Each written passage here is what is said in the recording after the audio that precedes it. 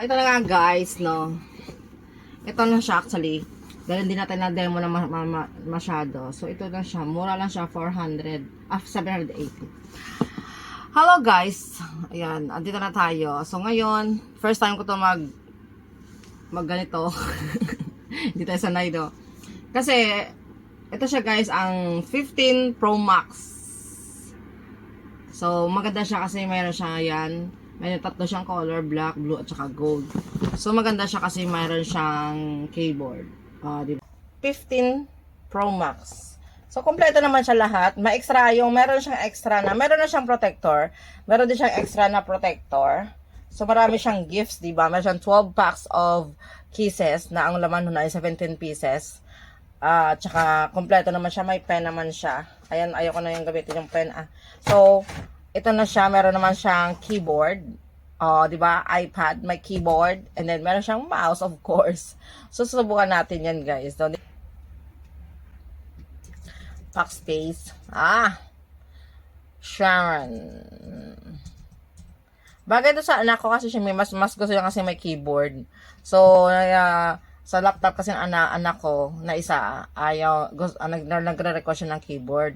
So, ngayon, mayroon na siyang keyboard. At least, bagay-bagay na talaga to. So, para sa mga bata, may mag-games din ba? Support din naman natin sa, pero syempre, may limit din naman yan. Ang mahalaga kasi good boy ang ating anak. Kasi nga, nagsipag na talaga siya mag-aral. So, deserve din naman yan ganito kasi request niya ng ganito. So, at least, mura lang talaga siya, guys. More than 5,000 pesos sa atin.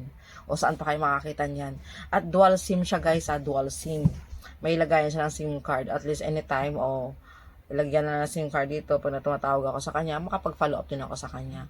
So, makakaano sa mga bata.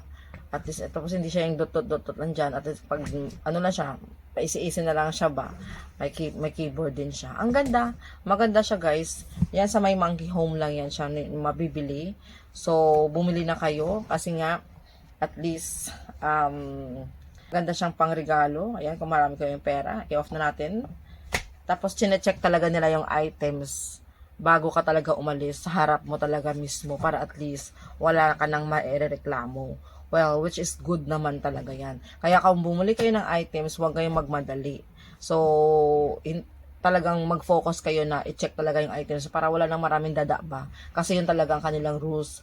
So, i-check yung items sa harap ko talaga mismo. So, yun na nga guys. So, maging happy na tong aking bunso. And thank you so much sa Monkey Home.